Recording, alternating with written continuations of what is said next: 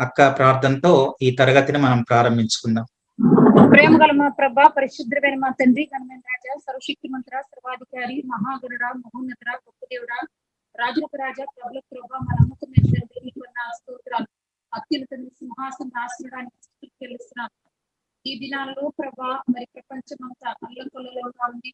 ఈ కరోనా మహమ్మారి వలన ప్రభా కలిగి చెందిన దినాలు మీ వర్తమానం ద్వారా, నీ వాక్యం ద్వారా మమ్మల్ని పెంచి పోషిస్తూ పెంపారిస్తూ నడిపిస్తూ నీ గొప్ప ప్రేమ వందనాలు స్తోత్రాలు చెల్లిస్తున్నాం.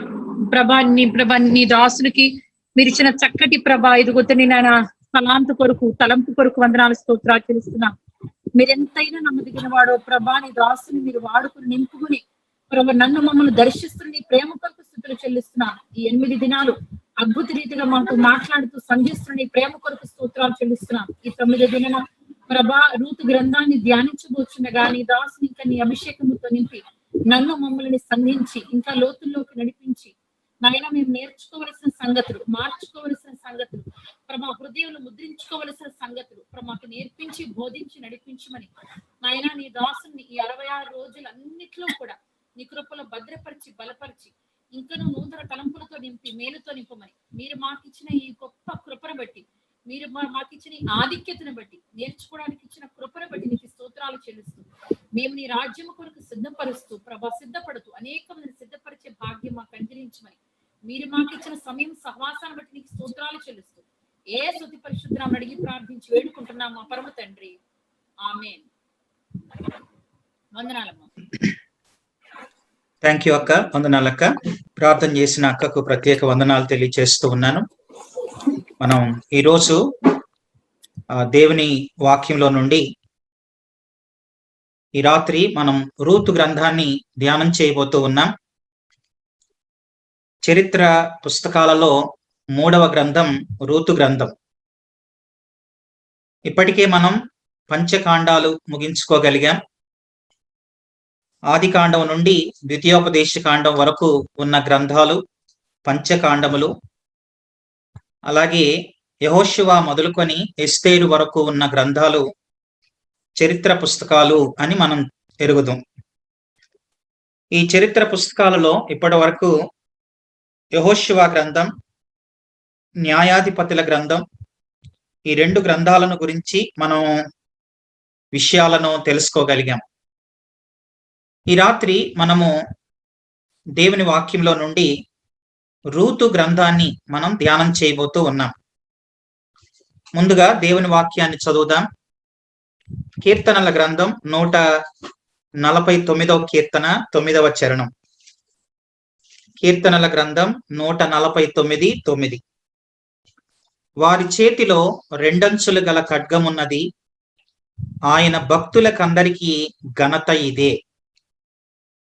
అలాగే ఈ రాత్రి మనం ధ్యానం చేయబోతూ ఉన్న రూతు గ్రంథంలో నుండి నేను మొదటి అధ్యాయం మొదటి 3 వచనాలు చదువుతూ ఉన్నాను. రూతు గ్రంథం మొదటి అధ్యాయం మొదటి 3 వచనాలు. న్యాయాధిపతులు ఏలిన దినములయందు దేశములో కరువు కలగగా యోధా బెత్లెహేము నుండి ఒక మనుష్యుడు తన భార్యను తన 2 కుమారులను వెంటబెట్టుకొని మోయాబు దేశమున కాపురముండుటకు వెళ్ళాను.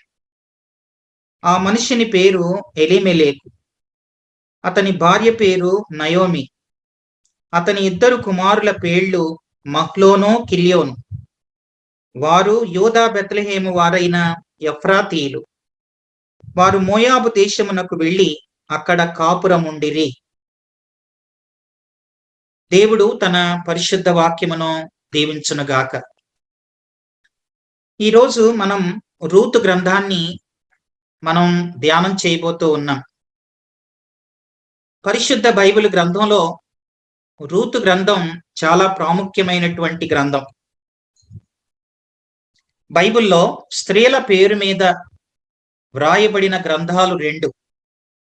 66 గ్రంథాలలో స్త్రీల పేరు మీద వ్రాయబడినటువంటి గ్రంథాలు 2 గ్రంథాలు. అందులో ఒకటి రూతు గ్రంథం, రెండవది ఎస్తేరు గ్రంథం. ఒకటి రూతు గ్రంథం, రెండవది ఎస్తేరు గ్రంథం. రూతు గ్రంథంలో రూతు అన్యురాలు, ఎస్తేరు గ్రంథంలో ఎస్తేరు యూదురాలు. కనుక రూతు గ్రంథం, ఎస్తేరు గ్రంథం, ఈ 2 గ్రంథాలు కూడా స్త్రీల పేరు మీద వ్రాయబడినటువంటి గ్రంథాలు.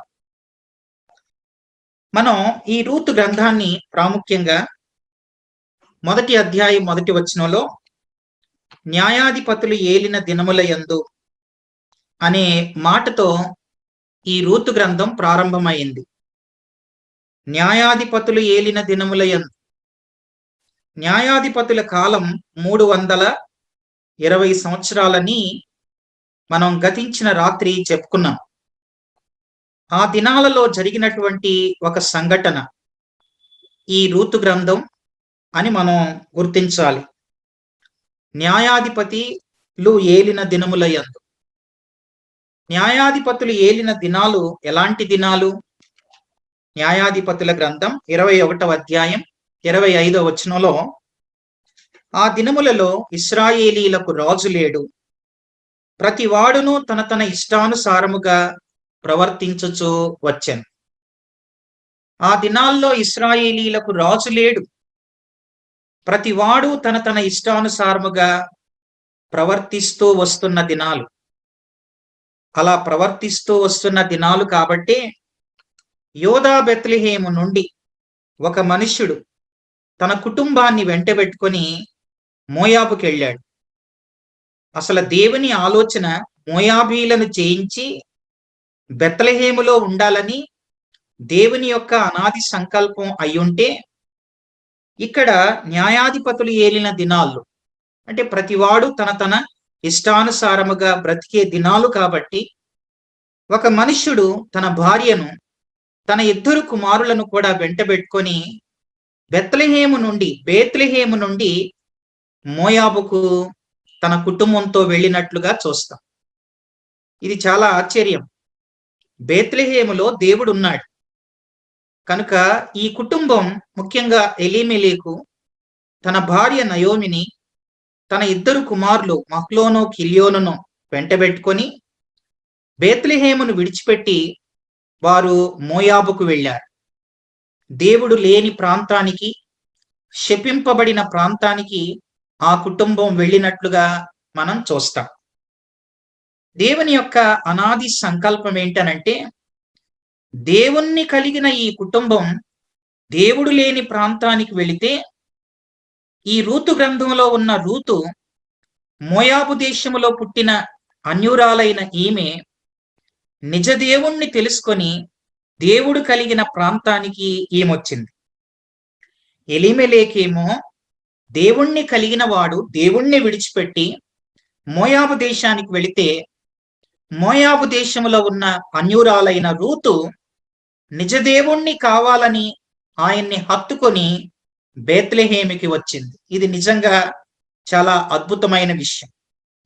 దేవుణ్ణి కలిగిన కుటుంబం దేవుణ్ణి విడిచిపెడితే, దేవుడు లేని ప్రాంతంలో ఉన్న ఓ యవనస్సురాలు రూతు దేవుణ్ణి హత్తుకొని ఆ దేవుని కోసం జీవించాలని, ఆ దేవుని ప్రజల సహవాసం కావాలని ఆమె బేత్లెహేముకు రావటం ఈ గ్రంథంలో మనం చూస్తాం. కనుక రూతు గ్రంథం చాలా ప్రాముఖ్యమైనటువంటి గ్రంథం. ఈ గ్రంథంలో ప్రాముఖ్యంగా మనం గమనించినట్లయితే, మధ్యధరా సముద్రం నుండి 3000 అడుగుల ఎత్తులో ఉన్న దేశమే రూతు జన్మించిన మోయాబు దేశం. అంటే ఇది దాదాపుగా మృత సముద్రానికి దగ్గరలో యోర్దానుకు అవతల ఉన్నటువంటి ప్రాంతం. మధ్యధరా సముద్రం నుండి 3000 అడుగుల ఎత్తులో ఉన్నటువంటి దేశమే రూతు జన్మించిన మోయాబు దేశం. ఈ మోయాబీలు ఎవరు అనంటే ఆదికాండం 19వ అధ్యాయం 30 నుంచి 37 ఆ వచనాలలో లోతు కుమార్తెల ద్వారా పుట్టిన కుమారులకు మోయాబు సంతతి వారే అచ్చట నివసించిన మోయాబీ. లోతు కుమార్తెల ద్వారా పుట్టిన వాళ్ళు అమ్మోనీలు, మోయాబీలు, వారికి జన్మించారు. ఆ మోయాబీల సంతతే అక్కడ నివసించినటువంటి మోయాబీ. ఆ దేశానికి దేవుణ్ణి కలిగినటువంటి ఎలీమెలెకు కుటుంబం బేత్లెహేమును విడిచిపెట్టి వారు మోయాబు దేశానికి కాపురం ఉండటానికి వెళ్ళినట్లుగా మనం చూస్తాం. అంత మాత్రమే కాకుండా రూతు గ్రంథంలో 12 సంవత్సరాల చరిత్ర ఉంది. ఈ 12 సంవత్సరాల చరిత్ర కూడా న్యాయాధిపతులు ఏలినటువంటి దినాల్లో జరిగిన విషయాలే. కాబట్టి రూతు గ్రంథంలో 12 సంవత్సరాల చరిత్రను మనం చూస్తాం. ఇది కేవలం 12 సంవత్సరాల చరిత్ర. అంత మాత్రమే కాకుండా రూతు అనే పేరు హెబ్రీ భాషలో రియూత్ అనే ఆ పదము నుండి తెలుగులోనికి రూతు అనే పేరు వచ్చింది. రియూత్ అనంటే ఐకమత్యము, ఐక్యత అనే ఆ భావం ఈ హెబ్రీ భాష పదానికి అర్థంగా మనం చూస్తాం. అంత మాత్రమే కాకుండా న్యాయాధిపతుల చీకటి కాలంలో, అసలు న్యాయాధిపతుల కాలం అంటేనే అది ఒక చీకటి కాలం కనుక రాజు లేడు, ప్రతివాడు తన ఇష్టానుసారంగా ప్రవర్తిస్తూ వస్తూ ఉన్నాడు. అలాంటి దినాల్లో ఒక వెలుగు దీపం రూతు అని మనం చూస్తాం. కనుక న్యాయాధిపతుల చీకటి కాలంలో వెలుగు దీపం రూతు. కనుక ప్రతి గ్రంథంలో నుంచి మనం 12 విషయాలు ఆలోచిస్తూ వస్తూ ఉన్నాం. రూతు గ్రంథంలో నుండి కూడా మనం 12 విషయాలు నేర్చుకుందాం. మొదటి విషయం గ్రంథకర్త. రూతు గ్రంథాన్ని ఎవరు రాశారు అనంటే రూతు గ్రంథమైన, న్యాయాధిపతుల గ్రంథమైన, అలాగే సమూయేలు, ఆ 2 గ్రంథాలైనా రాసింది సమూయేలు. గ్రంథకర్త సమూయేలు. రెండవది, ఈ గ్రంథం ఏ కాలంలో రాయబడింది అనంటే క్రీస్తు పూర్వం 1000వ సంవత్సరంలో సమూయేలు చేత ఈ గ్రంథం రాయబడినట్లుగా చరిత్రలో మనం చూస్తాం. కనుక గ్రంథకర్త సమూయేలు, కాలం క్రీస్తు పూర్వం 1000వ సంవత్సరం.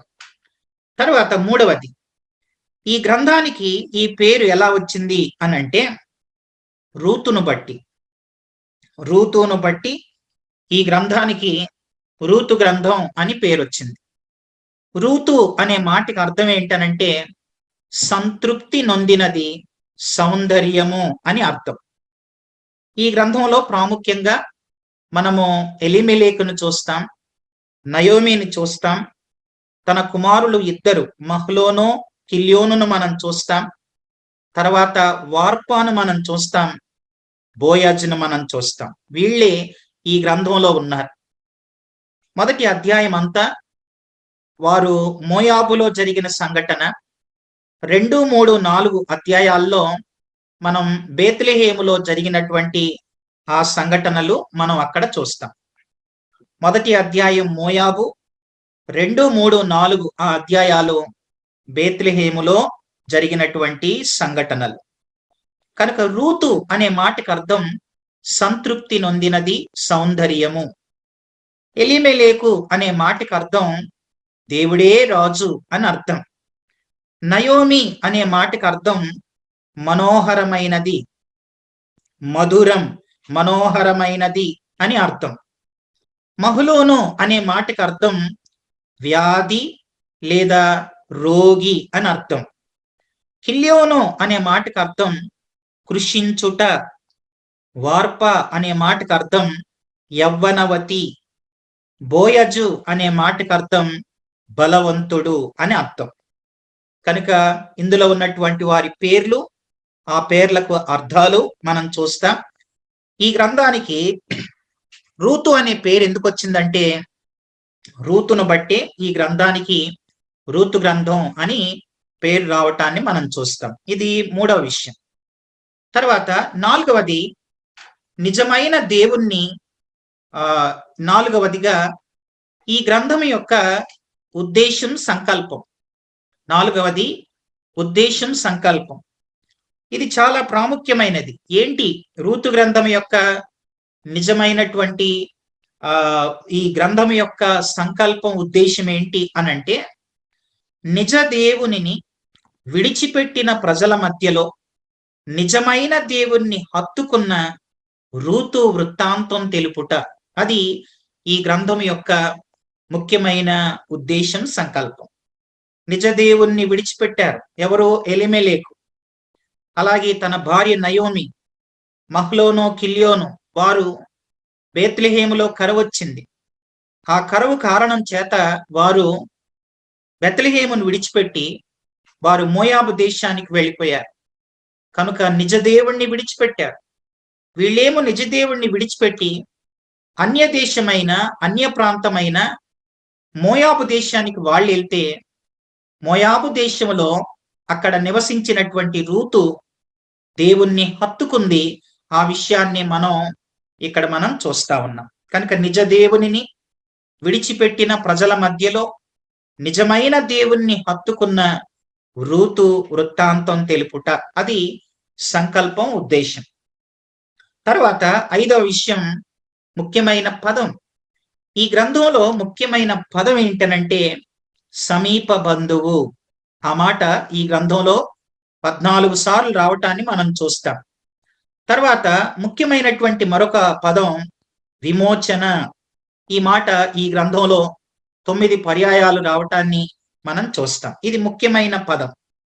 తర్వాత 6వదిగా మనం చూస్తే, 6వదిగా ముఖ్యమైనటువంటి వచనాలు ఏంటి ఈ గ్రంథంలో ముఖ్యమైన వచనం అనంటే, రూతు గ్రంథం మొదటి అధ్యాయం 15-16 వచనాల్లో ముఖ్యమైనటువంటి వచనాలు మనం చూస్తాం. ఆ మాట నేను చదువుతున్నాను.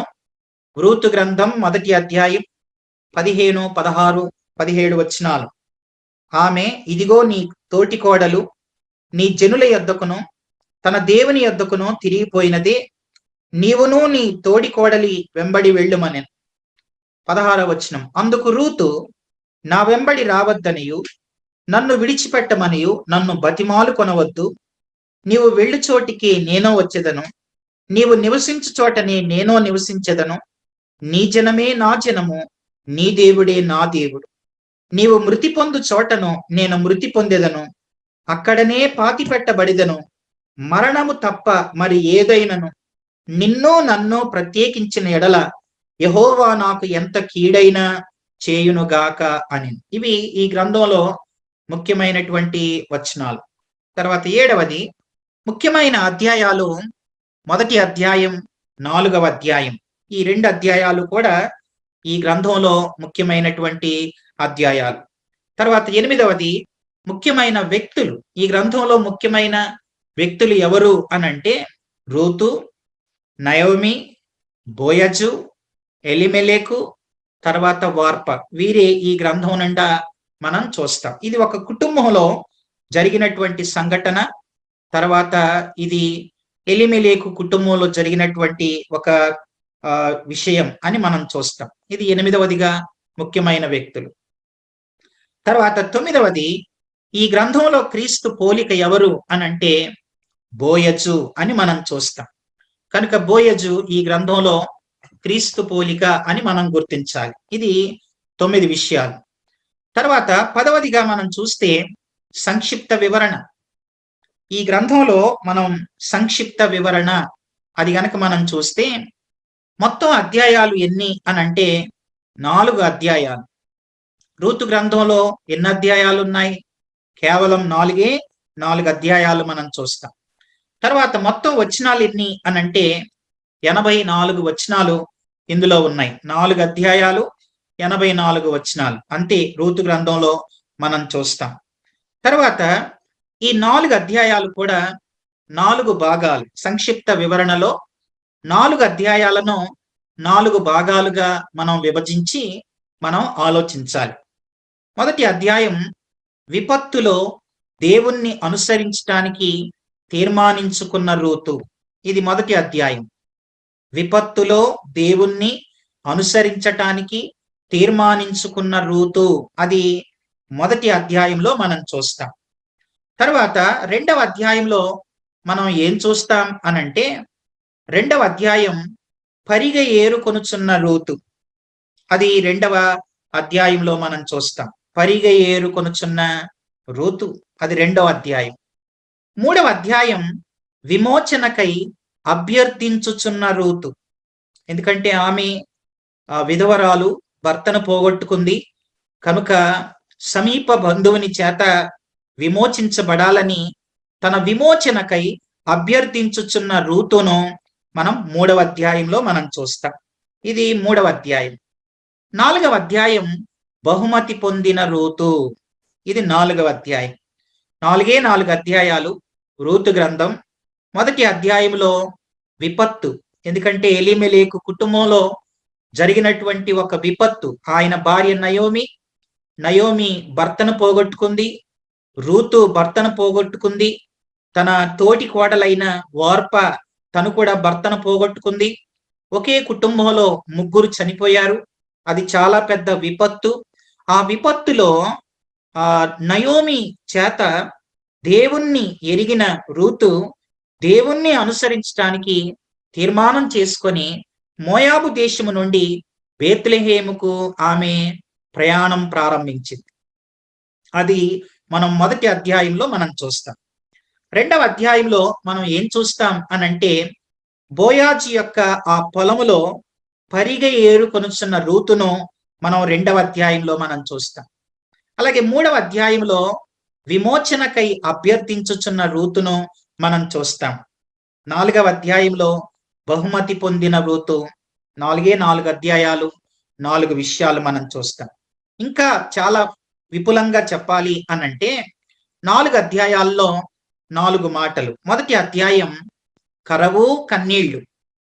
మొదటి అధ్యాయంలో కరవు, మనం ఆ మాట మొదటి అధ్యాయం మొదటి వచనంలో మనం చూస్తాం. న్యాయాధిపతులు ఏలిన దినములయందు దేశములో కరవు కలుగగా అనే మాట. అంటే మొదటి అధ్యాయంలో బేత్లెహేములో కరవొచ్చింది. ఆ కరవొచ్చినప్పుడు ఎలీమెలెకు తన కుటుంబాన్ని తీసుకొని, దేశములో కరువొస్తే ఆయన తన కుటుంబాన్ని తీసుకొని మోయాబు దేశానికి వెళ్ళాడు. కనుక మొదటి అధ్యాయంలో కరవు, తర్వాత కన్నీళ్లు. ఎందుకంటే ఎలీమెలెకు చనిపోయాడు, తర్వాత తన 2 కుమారులు కూడా అక్కడే చనిపోయినట్లుగా చూస్తాం. కనుక మొదటి అధ్యాయం కరవు కన్నీళ్లు. రెండవ అధ్యాయంలో కష్టం. రెండవ అధ్యాయంలో కష్టపడతా ఉంది. ఆ పొలములో పని చేసుకుంటూ కష్టపడి రూతును మనం చూస్తాం. మూడవ అధ్యాయంలో కనిపెట్టుకోవటం. మూడవ అధ్యాయంలో ఆమె బోయాజు పాదముల యొద్ద ఆమె కనిపెట్టుకొని ఉంది. అది మూడవ అధ్యాయం. 4వ అధ్యాయం రూతుకు వివాహం జరిగింది, కళ్యాణం. సులభంగా గుర్తుండటానికి 4 కాల్ చెప్పాను. కరవు, కష్టం, కనిపెట్టుకోవటం, కళ్యాణం. రూతు గ్రంథం చాలా సులభంగా 4 కాలు గుర్తుంటే సరిపోద్ది.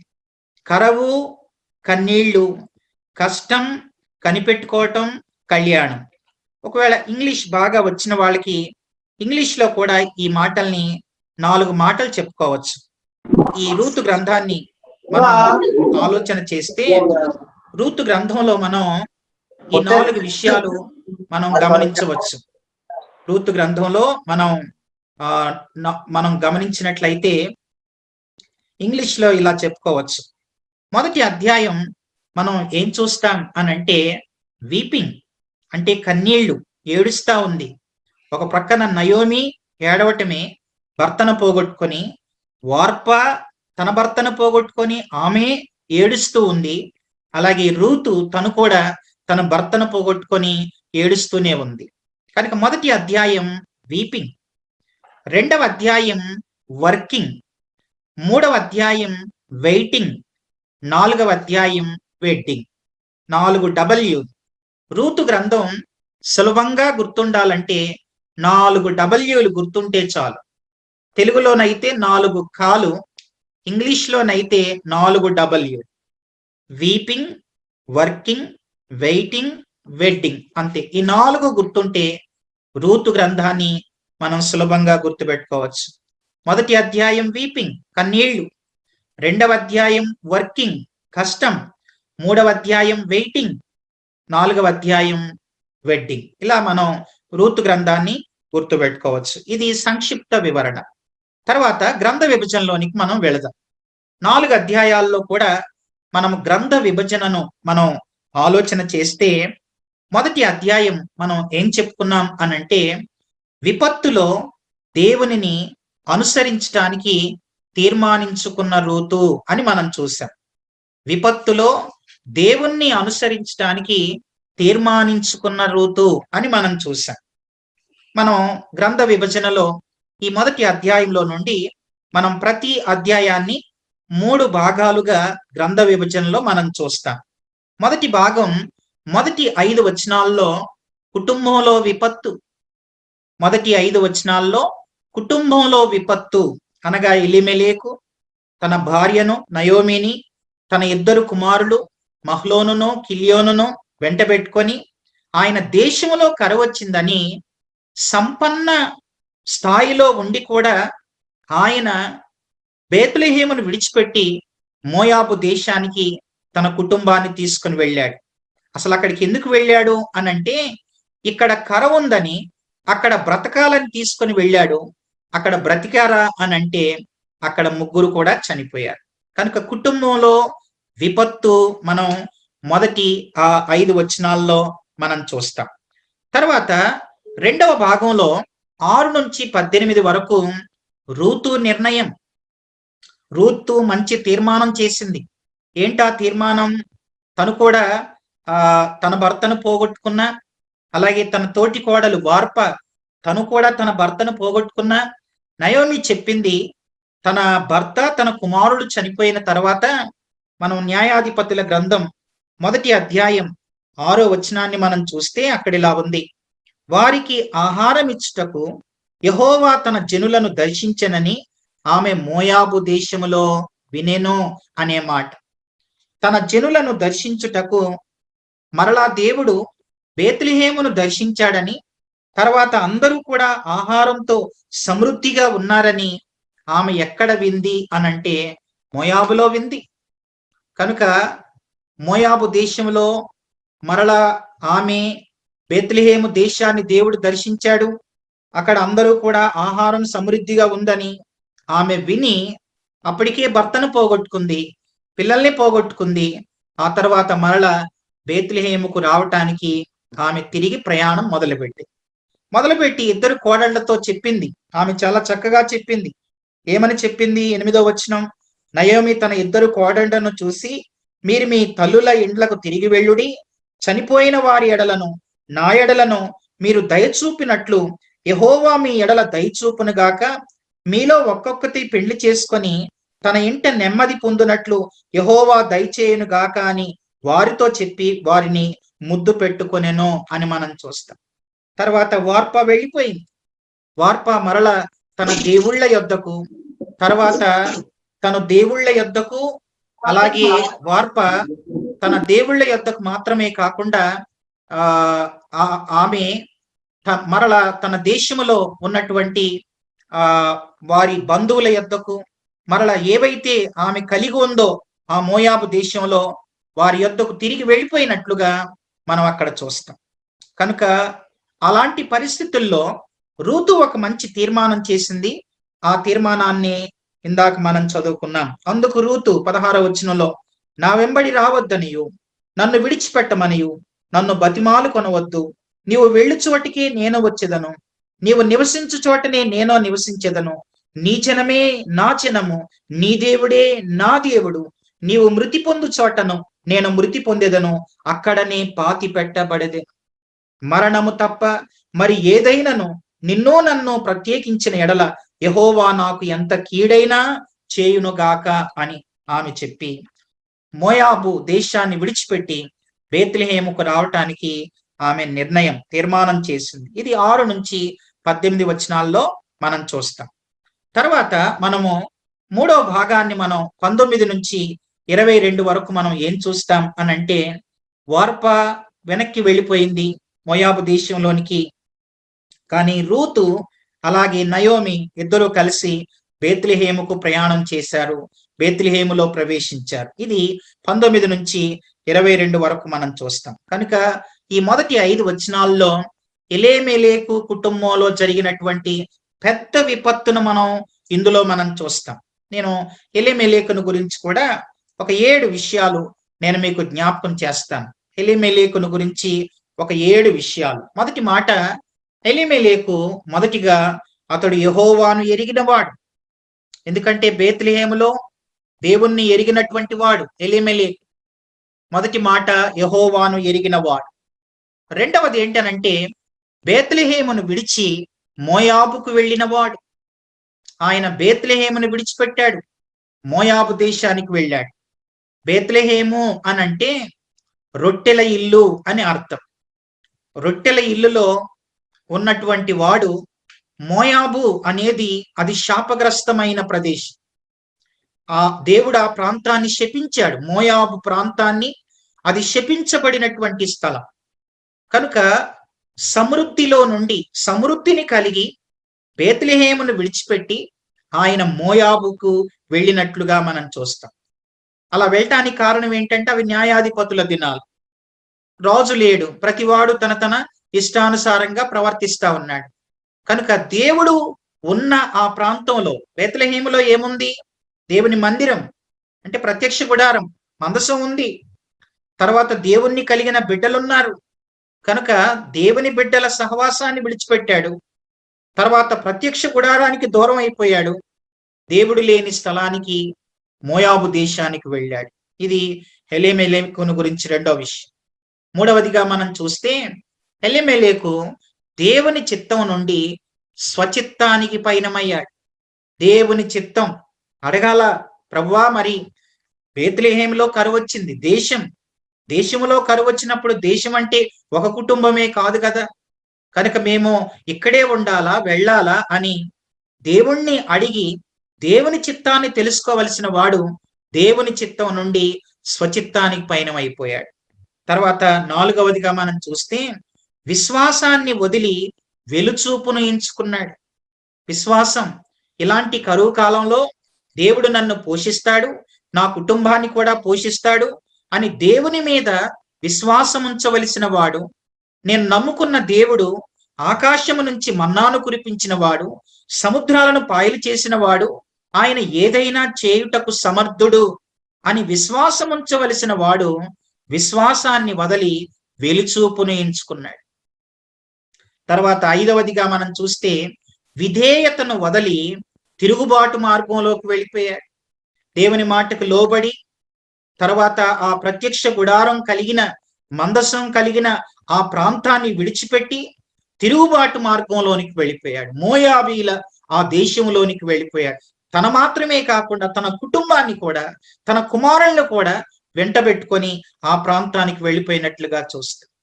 తర్వాత ఆరవది ఏంటనంటే దేవుని కొరకు బ్రతుకుట మాని స్వార్థంతో తన కొరకు బ్రతకాలని ఎంచినటువంటి వాడు.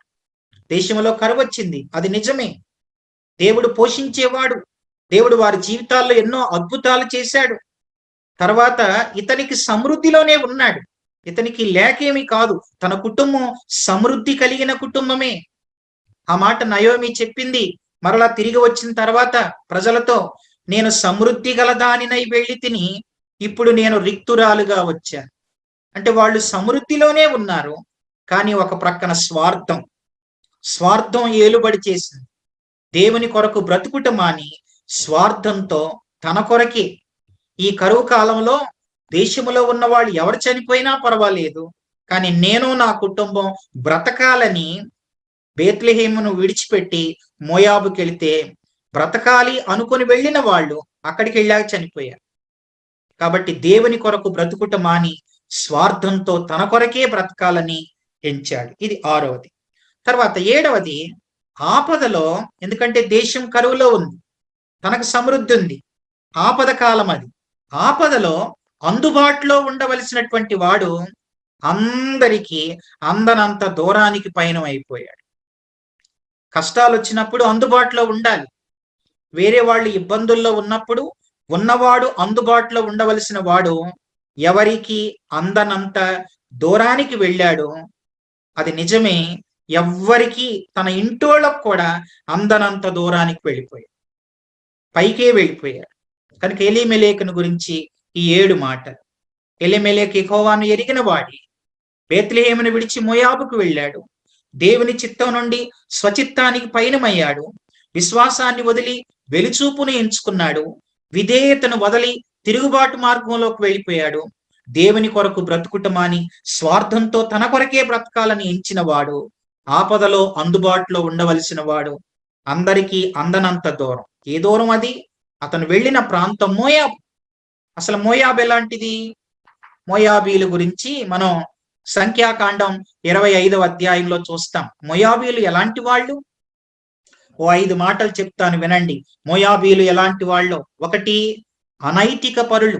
నైతికత లేదు, మారల్ వాల్యూస్ లేవు వాళ్ళకి, అనైతిక పరులు వాళ్ళు. మోయాబీలు అనైతిక పరులు. అసలు మోయాబు ఎవరు అనంటే లోతు కుమార్తె ద్వారా వచ్చిన సంతతి. వాళ్ళకి నైతిక విలువలు లేవు. అలాంటి ప్రాంతానికి వెళ్ళాడు ఎవరు? ఎలీమెలెకు. మోయాబీలు 1 అనైతిక పరులు. 2వది మోయాబీలు దేవునికి శత్రువులు, అది 2వ మాట. 3వది మోయాబీలు వ్యభిచారులు. 4వది మోయాబీలు విగ్రహారాధికులు. 5వదిగా మోయాబీలు ఎవరు అనంటే మోయాబీలు 5వదిగా ఇశ్రాయేలీలు మోయాబీలను పెళ్లి చేసుకోకూడదని దేవుడు స్పష్టంగా చెప్పాడు. ఇశ్రాయేలీలు ఎవరు కూడా మోయాబు స్త్రీలను పెళ్లి చేసుకోకూడదు, అది దేవుడిచ్చినటువంటి ఆజ్ఞ. అలాంటి ఆజ్ఞను మీరి మోయాబు దేశానికి వెళ్ళి తన కుమారులు మోయాబు స్త్రీలను వివాహం చేసుకున్నారు. కాబట్టి మోయాబీలు ఎవరు అనంటే అనైతిక పరులు, దేవునికి శత్రువులు, వ్యభిచారులు, విగ్రహారాధికులు. ఇశ్రాయేలీలు మోయాబీలను పెళ్లి చేసుకోకూడదు అనంటే అక్కడ భర్త చనిపోయిన తర్వాత ఆ మోయాబు స్త్రీలను వివాహం చేసుకున్నట్లుగా చూస్తాం. అలా వివాహం నయోమి హయాంలో జరిగింది. నయోమి గురించి కూడా మనం ఆలోచన చేస్తే నయోమి కుటుంబంతో వెళ్ళింది. అంటే భర్త 2 కుమారులతో మోయాబు దేశానికి వెళ్ళింది. వచ్చేటప్పుడు ఎలా వచ్చింది అనంటే భర్తను పోగొట్టుకొని 2 కుమారుల్ని పోగొట్టుకొని ఒంటరిగా వచ్చింది. తనతో రూతు ఉన్న తన జీవితం ఒంటరిది, ఒంటరిగా వచ్చింది. కుటుంబంతో వెళ్ళింది, ఒంటరిగా వచ్చింది. సమృద్ధితో వెళ్ళింది, రిక్తురాలుగా వచ్చింది. తర్వాత మధురమైన అనుభవం చేదైన అనుభవంగా మారిపోయింది. నన్ను మారా అనండి అనంది. కనుక మధురమైన అనుభవం కలిగినటువంటి ఆమె చేదైన అనుభవాల్లోనికి వచ్చేసింది. అంత మాత్రమే కాకుండా ఈ గ్రంథంలో కొన్ని సాదృశ్యాలు కూడా చూస్తాం. రూతు రక్షింపబడిన పాపికి సాదృశ్యం, ఎలీమెలెకు నయోమి భక్తిలో దిగజారిన విశ్వాసికి సాదృశ్యం, అలాగే వార్ప సత్యమును తిరస్కరించి మరలా వెనక్కిపోయిన ఒక పాపికి సాదృశ్యం. కనుక రూతు రక్షింపబడిన పాపికి సాదృశ్యం, ఎలీమెలెకు నయోమి భక్తిలో దిగజారిన విశ్వాసికి, భక్తిలో దిగజారిపోయిన వాళ్ళకి ఎలీమెలెకు నయోమి వాళ్ళు సాదృశ్యంగా ఉన్నారు. అలాగే వార్ప సత్యాన్ని ఎరిగి నిజదేవుణ్ణి కూడా తెలుసుకొని తిరస్కరించి మరలా వెనక్కిపోయిన పాపులకు ఆమె సాదృశ్యంగా మనం చూస్తాం. ఇది మనం రూతు గ్రంథం 1వ అధ్యాయం యొక్క గ్రంథ విభజన. 2వ అధ్యాయంలోనికి వద్దాం. 2వ అధ్యాయంలో మనం ఏం చూస్తాం అనంటే 2వ అధ్యాయం కూడా 3 భాగాలు. మొదటి భాగం 2వ అధ్యాయం మొదటి 3 వచనాల్లో దేవుని ఏర్పాటు. ఆమె బేత్లెహేముకు వచ్చింది. బోయాజు యొక్క పొలములో ఆమె పరిగి ఏరుకుంటూ ఉంది. అలా ఏరుకుంటూ ఉండగా బోయాజు ఆమె ఎవరు అని ఆమె గురించి ఎంక్వైరీ చేశాడు. బోయాజు ఎలీమెలెకు యొక్క సమీప బంధువు. కనుక ఆనాటి దినాల్లో భర్తను పోగొట్టుకున్న ఒక విధవరాలి యొక్క పరిస్థితి అది ఎంతో దయనీయమైనది. అలాంటి ఆమెను విడిపించాలంటే ఏం చేయాలో దేవుని వాక్యంలో దేవుడు ఎంతో స్పష్టంగా ఆయన సంఖ్యాకాండం 25వ అధ్యాయంలోను, ద్వితీయోపదేశ కాండంలో కూడా మనం 25వ అధ్యాయంలోనో అలాంటి వారి పరిస్థితుల్లో సమీప బంధువు ఏం చేయాలో ఆ విషయాలు మనం చూస్తాం. కనుక 2వ అధ్యాయం మొదటి 3 వచనాలు దేవుని ఏర్పాటు, 2వ అధ్యాయం 4 నుంచి 17 వరకు దేవుని అనుగ్రహం, అలాగే 2వ అధ్యాయం మనం 18 నుంచి 23 వరకు ఆమె ఆ బోయాజు యొక్క ఆ పొలములో ఏం జరిగిందో, బోయాజు తనతో ఏం మాట్లాడాడో ఆ విషయాలన్నీ కూడా రూతుకు ఆమె సమాచారాన్ని ఇవ్వటం, అది 2వ అధ్యాయం 18 నుంచి 23 వరకు మనం చూస్తాం. కనుక 2వ భాగం అంటే 2వ అధ్యాయంలో ఈ 3 విషయాలు, దేవుని ఏర్పాటు, దేవుని అనుగ్రహం, దేవుడు తన జీవితంలో చేసిన కార్యాన్ని తన అత్తయ్య అయిన నయోమితో ఆమె ఏ సమాచారాన్ని ఇచ్చిందో అది 2వ అధ్యాయంలో చూస్తాం. తర్వాత 3వ అధ్యాయంలో మనం ఏం చూస్తాం అనంటే, 3వ అధ్యాయం విమోచనకై అభ్యర్థించుచున్న రూతు. ఆమె విధవరాలు కనుక ఆమె విమోచించబడాలి అనంటే ఆమె సమీప బంధువే విమోచించాలి, సమీప బంధువై ఉండాలి. కనుక ఆమె ఎలా విమోచించబడాలో నయోమి సలహా 3వ అధ్యాయం మొదటి 4 వచనాల్లో మనం చూస్తాం. ఆమె పొలంలోకి వెళ్ళమంది, బోయాజును సమీపించమని చెప్పింది. కనుక విమోచనకై అభ్యర్థించుచున్న రూతును మనం చూస్తాం.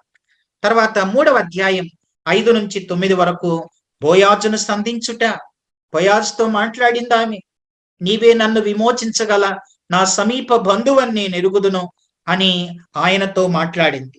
కనుక బోయాజును సంధించుట. అలాగే 3వ అధ్యాయం 10 నుంచి 18 వరకు బోయాజు యొక్క అంగీకారం, అవును నేను నీకు సమీప బంధువుణ్ణి కాబట్టి నేను నిన్ను విమోచిస్తానని ఆయన అంగీకరించాడు. అది 3వ అధ్యాయం 10 నుంచి 18 వచనాల్లో మనం చూస్తాం. ఎవరైనా సరే విమోచించాలి అనంటే, విమోచన జరగాలంటే లేవియాకాండం 25వ అధ్యాయం మనం 25వ వచనం నుంచి 28వ వచనం వరకు, అలాగే ద్వితీయోపదేశ కాండం 25వ అధ్యాయం 5 నుంచి 10 వరకు కూడా ఆ భాగాల్లో సమీప బంధువుడు విమోచించడానికి చేయవలసిన పనుల గురించి మనం అక్కడ చూస్తాం. 3 ప్రాముఖ్యమైన విషయాలు. ఒకటి, సమీప బంధువు కావాలి. రెండవది, సామర్థ్యం గలవాడై ఉండాలి.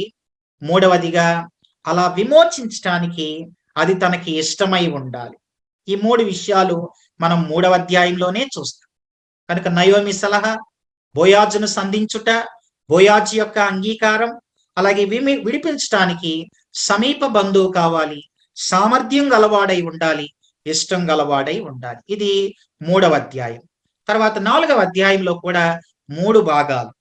4వ అధ్యాయం 1 నుంచి 12 వరకు మొదటి భాగం, అలాగే 13 నుంచి మనం 2వ భాగాన్ని మనం 17వ వచనం వరకు చూస్తాం.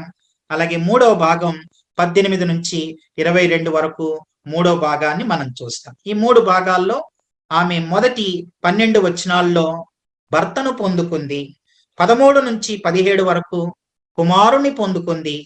అన్నిటికంటే ప్రాముఖ్యం ఏంటంటే 18 నుంచి 22 వచనాల్లో యేసుక్రీస్తు యొక్క వంశావళిలో ఆమె చోటు సంపాదించుకుంది.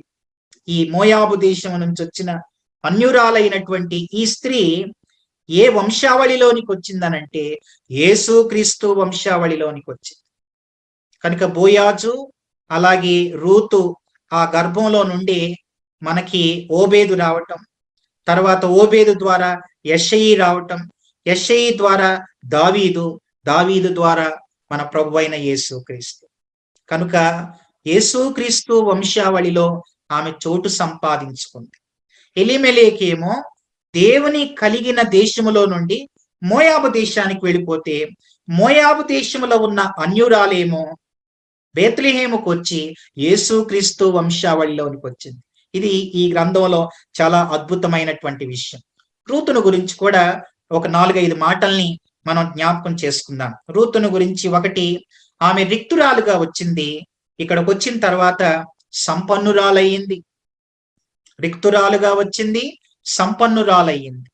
రెండవ మాట, విధవరాలుగా వచ్చింది, భర్తను సంపాదించుకుంది. మూడవ మాట, అన్యురాలుగా వచ్చింది, భాగ్యవంతురాలయ్యింది. నాలుగవది, నాశనకరమైన ఆ మోయాబు వంశావళిలో నుండి ఆమె ఏ వంశావళిలోనికి వచ్చిందంటే యేసుక్రీస్తు వంశావళిలోనికి ఆమె వచ్చింది. ఐదవదిగా ఆమె చేదైన అనుభవాల్లో నుండి మధురమైన అనుభవాలలోనికి వచ్చింది. రూతు జీవితం చాలా అద్భుతమైన జీవితం.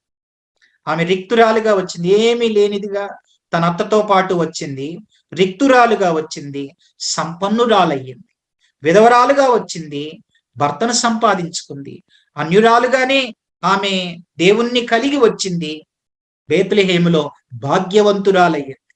నాశనకరమైన ఆ వంశావళిలో నుండి యేసుక్రీస్తు వంశావళిలోనికి వచ్చింది.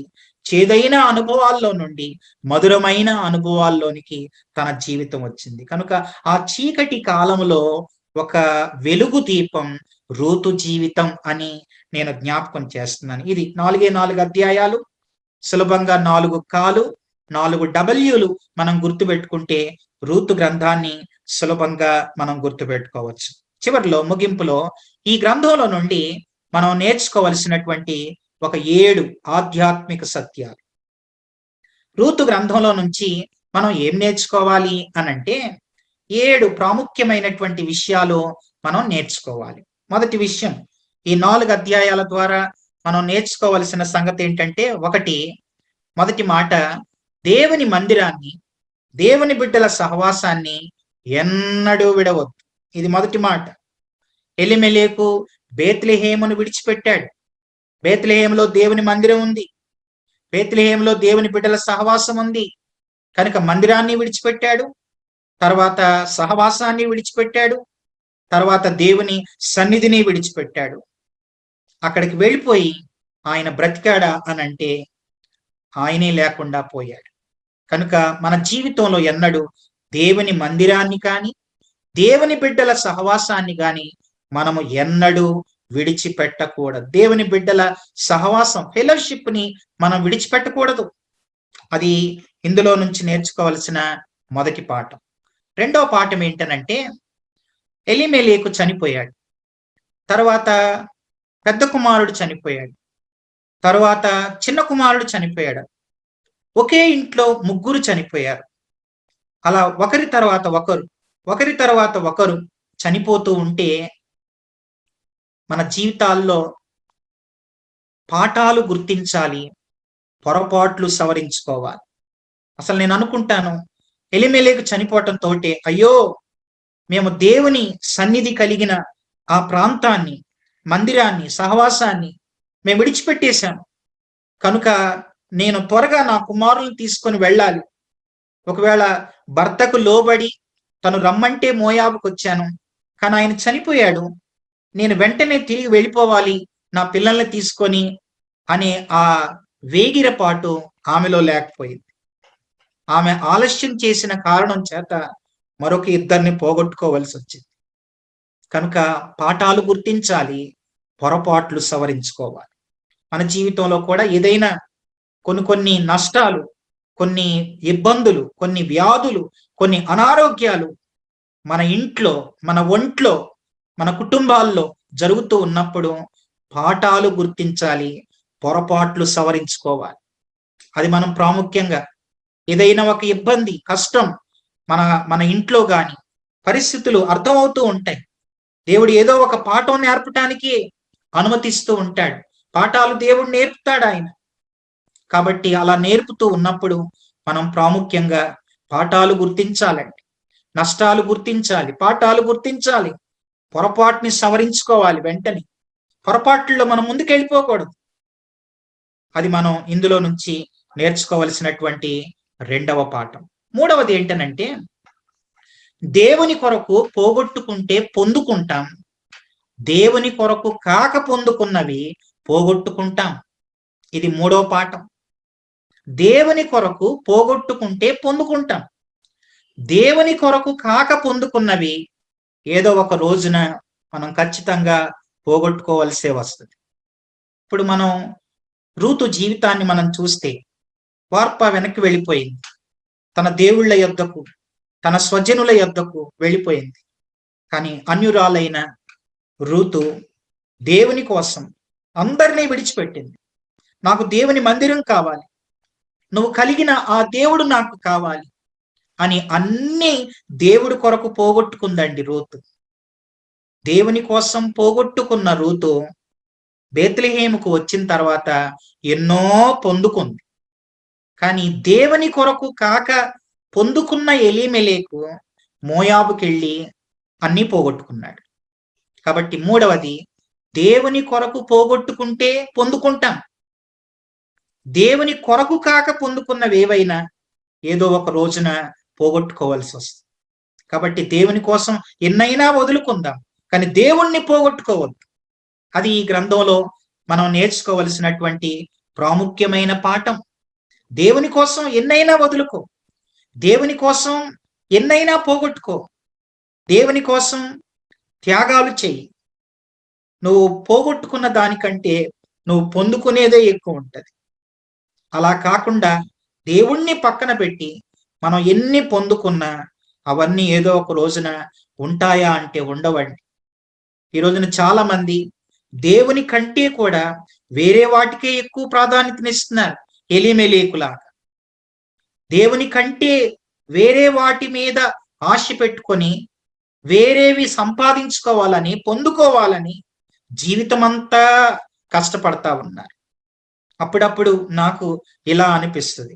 ఏమనిపిస్తుంది అంటే, ఆరోగ్యాన్ని కూడా లెక్క చేయకుండా సంపాదన సంపాదన సంపాదన అని ఎంతో సంపాదిస్తారు. ఆ ఆరోగ్యం పాడైన తర్వాత సంపాదించిందంతా ఆరోగ్యాన్ని బాగు చేసుకోవటం కోసం సంపాదించిందంతా ఖర్చు పెడతారు. ఏంటి లాభం చెప్పండి?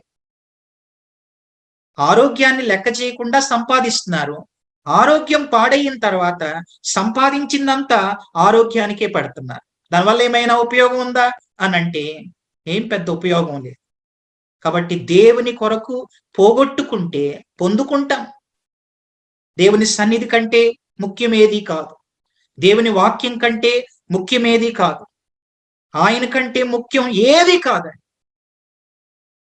దేవుని కొరకు కాక పొందుకున్నవి ఏవైనా ఒక రోజున మనం పోగొట్టుకుంటాం. ఇది మూడవ పాఠం. నాలుగవది చెప్తాను రండి. నాలుగవది ఏంటనంటే, స్వార్థంలో నేను బాగుండాలి అనే ఆలోచన ఉంటుంది, నిస్వార్థంలో అందరూ బాగుండాలి అనే ఆలోచన ఉంటుంది. ఎలీమెలెకు జీవితంలో అంతా స్వార్థమే. బేత్లెహేములో కరువు వచ్చింది, దేశములో కరువు వచ్చింది. దేశం అంటే ఒకే కుటుంబమా? ఎన్నో కుటుంబాలు ఉన్నాయి. మరి వాళ్ళని కాపాడే దేవుడు ఈ కుటుంబాన్ని కాపాడలేడా? కానీ తన భార్యను, తన ఇద్దరు కుమారుల్ని తీసుకొని దేవుడు ఉన్న ప్రాంతం నుంచి దేవుడు లేని ప్రాంతానికి వెళ్ళిపోయాడు. దేవునికి దూరం అయిపోయాడు. కారణం ఏంటంటే స్వార్థం. నేను బ్రతకాలి, నా కుమారులు బ్రతకాలి, నా భార్య బ్రతకాలి, మేం బాగుంటే చాలు. చాలా మందికి మేం బాగుంటే చాలు అనేది స్వార్థం. స్వార్థంలో నేను బాగుండాలి అనే ఆలోచనే ఉంటుంది. కానీ నిస్వార్థంలో అందరూ బాగుండాలి, అది నిస్వార్థం అండి. కనుక మనలో స్వార్థాన్ని మనం జయించాలి. అది మనం ఇందులో నేర్చుకోవలసినటువంటి నాలుగవ ఆధ్యాత్మిక సత్యం. ఐదవది ఏంటనంటే, ఐదవది ఆలస్యమైనా పర్వాలేదు, దేవుని యొద్దకు రావటానికి వెనకాడవద్దు. ఎక్కడ పోగొట్టుకున్నామో అక్కడే వెతకాలి. ఈ మాట గుర్తించండి. ఎక్కడ పోగొట్టుకున్నామో అక్కడే వెతకాలండి. ఆలస్యమైనా పర్వాలేదు. భర్త పోయినా, ఇద్దరు కుమారులు పోయినా, మరలా రూతు నయోమి ఏం చేసిందంటే మరలా దేవుని సన్నిధి కలిగిన ప్రాంతానికి ఆలస్యమైనా తిరిగి వచ్చింది. మనం కూడా మన జీవితాల్లో తెలుసో తెలియకో ఎక్కడో ఆగిపోయి ఉంటాం. నయోమిలాగా మోయాబులో 10 సంవత్సరాలు అక్కడ ఆగిపోయినట్లుగా మనం కూడా ఎక్కడో ఆగిపోయి ఉంటాం. దేవునికి దూరం అయిపోయి ఉంటాం. దేవునికి ఇష్టం లేని మార్గంలో వెళ్ళిపోయి ఉండొచ్చు. ఆలస్యమైనా పర్వాలేదు, కానీ పాఠం నేర్చుకొని సరి చేసుకొని దేవుని వైపు చూస్తూ ప్రభు దగ్గరికి రావాలి. ఆలస్యమైనా దేవుని దగ్గరికి రావాలి. ఎప్పటికైనా ప్రభు దగ్గరికి రావాలి. ఆయనే బాగు చేసేవాడు, ఆయనే మరలా రెస్టోర్ చేసేవాడు, పునరుద్ధరించేవాడు ఆయనే. ఆలస్యమైనా పర్వాలేదు, దేవుని దగ్గరికి రావటానికి వెనకాడవద్దు. ఏవో తెలుసో తెలియకో జరగకూడనివి జరిగినాయి, పొరపాట్లు జరిగినాయి. అయితే ఆలస్యమైనా పర్వాలేదు, ప్రభు దగ్గరికే రావాలి. ఎక్కడ పోగొట్టుకున్నామో అక్కడే వెతకాలండి. పోగొట్టుకున్నది ఒక చోట అయి ఉండి వెతికేది ఒక చోట అయి ఉండకూడదు. ఎక్కడ పోగొట్టుకున్నామో అక్కడే వెతకాలి. బేత్లెహేము నుంచి వెళ్ళిపోయింది, పోగొట్టుకుంది, మరలా బేత్లెహేముకే వచ్చింది, పొందుకుంది. కనుక ఎక్కడ పోగొట్టుకున్నామో అక్కడే వెతకాలి. ఇది 6వ ఆధ్యాత్మిక సత్యం. 7వదిగా మనం చూస్తే ప్రవర్తనలో పరిశుద్ధత, పనిలో ప్రయాస ప్రభువును సంతోషపరిచే ప్రక్రియ. ప్రవర్తనలో పరిశుద్ధత ఉండాలి, అలాగే పనిలో ప్రయాస ఉండాలి, ప్రభువును సంతోషపరిచే అది ఒక గొప్ప ప్రక్రియ. మనం రూతు గ్రంథంలో 3వ అధ్యాయంలో మనం చూస్తే బోయాజు రూతును గురించి ఇలా చెప్పాడు. 10వ వచనం, అతడు నా కుమారి, యెహోవా చేత నీవు దీవెన నొందిన దానవు, కొద్దివారినే గాని గొప్పవారినే గాని యవనస్తులను నీవు వెంబడింపక యుండుట వలన నీ మునుపటి సత్ప్రవర్తన కంటే వెనుకటి సత్ప్రవర్తన మరి ఎక్కువైనది. నా కుమారి భయపడకుము అని నీ మునుపటి సత్ప్రవర్తన కంటే వెనుకటి సత్ప్రవర్తన మరి ఎక్కువ. మంచి ప్రవర్తనలో పరిశుద్ధత ఉండాలి. బోయాజు కూడా పరిశుద్ధత, ఆయన ఎంతో పరిశుద్ధంగా జీవించాడు. ప్రవర్తనలో పరిశుద్ధత, పనిలో ప్రయాస, ఆమె పరిగేరుకుంటూ ఎంతో ప్రయాసపడింది. ప్రవర్తనలో పరిశుద్ధంగా ఉండాలి, పనిలో ప్రయాస ఉండాలి. అవే ప్రభువును సంతోషపరిచే ప్రక్రియ అని మనం గుర్తించాలి. ఇది 6వ ఆధ్యాత్మిక సత్యం. 7వది చివరి మాట చెప్పి మనం ముగింపులోనికి పెడదాం. 7వ ఆధ్యాత్మిక సత్యం ఏంటనంటే భూమి మీద బంధాలు కొంతకాలమే అని గుర్తించాలి. అత్తైనా మామైనా అత్తమ్మైనా మామయ్య గారైనా ఎవరైనా సరే భూమి మీద బంధాలు కొంతకాలమే అని గుర్తించాలి. దేవుడిచ్చిన బంధానికి విలువనివ్వాలండి. అసలు అత్త కోడళ్ళ అనుబంధం, రూతు నయోమీల అనుబంధం ఎంత అద్భుతమైందండి. కనుక దేవుడు నీకు ఇచ్చిన అత్త, దేవుడు నీకు ఇచ్చిన మామ, ఎవరైనా సరే ఏ బంధమైనా బ్రతుకున్నంత కాలమే. కనుక బంధాలకు మనము విలువనివ్వాలి. పోయిన తర్వాత మనం తీసుకుని వెళ్ళేది ఏమి ఉండదు. భూమి మీద బంధాలు కొంతకాలమే. నేను కొన్ని కుటుంబాలని నేను ఎరుగుదును. అత్త కోడళ్ల మధ్యలో ఎంతో అన్యోన్యత, ఆప్యాయత, ఈ బంధం, ఆ అనుబంధం, ఆ సంబంధం అది ఎంతో మధురమైనది. అలాగే మరికొన్ని కుటుంబాలను కూడా నేను ఎరుగుదును. కోడలికి అత్త మీద పడక, అలాగే అత్త కోడల మీద వాళ్ళిద్దరి మధ్య సఖ్యత లేక, ఇలాంటి ఎన్నో కుటుంబాలు మనం చూస్తాం. ఏదైనా సరే ఒకటి గుర్తుపెట్టుకోండి, బంధాలు ఏవైనా సరే పెంచుకుంటే పెరుగుతాయి, తెంచుకుంటే తెగిపోతాయి. కాబట్టి మనం తెంచుకునే వారంగా మనం ఉండొద్దు, మనం పెంచుకునే వారంగా ఉండాలి. ఇక్కడే ఒక మాట చెప్తాను వినండి. వివాహమైన తర్వాత అత్తమ్మను ఏమంటారంటే మదర్ ఇన్ లా అని అంటారు. అత్తమ్మ అంటే మదర్ ఇన్ లా. లా ప్రకారం ఇప్పటి నుండి నీకు ఎవరు అమ్మ అంటే అత్త అమ్మ అయ్యిద్ది. అదే లా ప్రకారం అండి. అత్తమ్మ అంటే ఏంటి? లా ప్రకారం ఇక నుండి నీకు అమ్మ అని అర్థం. కనుక అది గుర్తించిన వాళ్ళు విలువనిస్తారు, అమ్మలా చూస్తారు. కానీ ఆ విలువలు ఎరుగని వారు వాళ్ళు మరొక రకంగా ఉంటారు. అది గుర్తించిందండి, అన్యురాలు గుర్తించిందండి.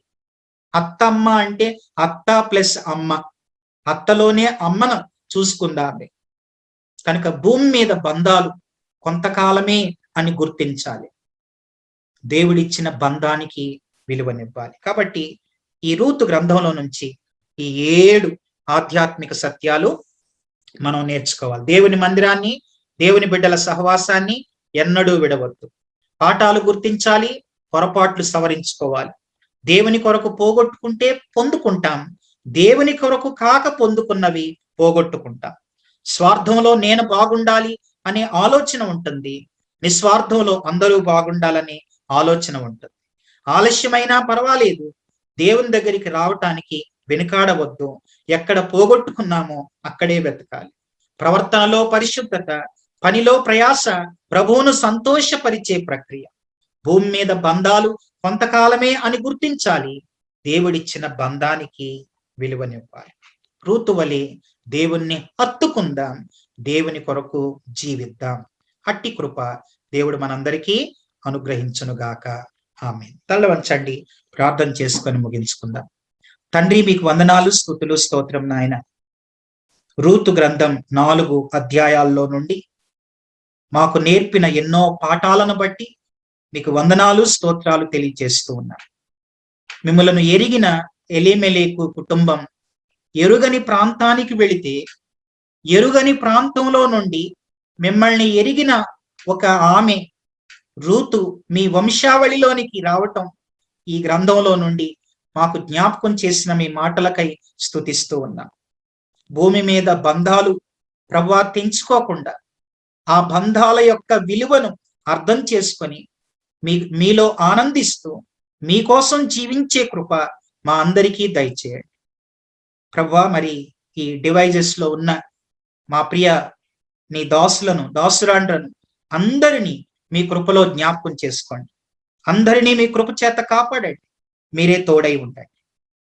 మరలా రేపు రాత్రి మేము కలుసుకునే వరకు మీరే మీ కృప చేత మాకు మీరు తోడుగా ఉండమని, అందరి కుటుంబాలకు తోడై ఉండమని ప్రభు అయిన యేసుక్రీస్తు ఘనమైన నామములో ప్రార్థన చేయుచున్నాము తండ్రి. ఆమేన్. మన తండ్రి అయిన దేవుని ప్రేమ, కుమారుడైన యేసుక్రీస్తు కృప, పరిశుద్ధాత్మ దేవుని సహవాసం సదాకాలం తోడై ఉండునుగాక. ఆమేన్. ఆమేన్. ఓకే, అందరికీ వందనాలు.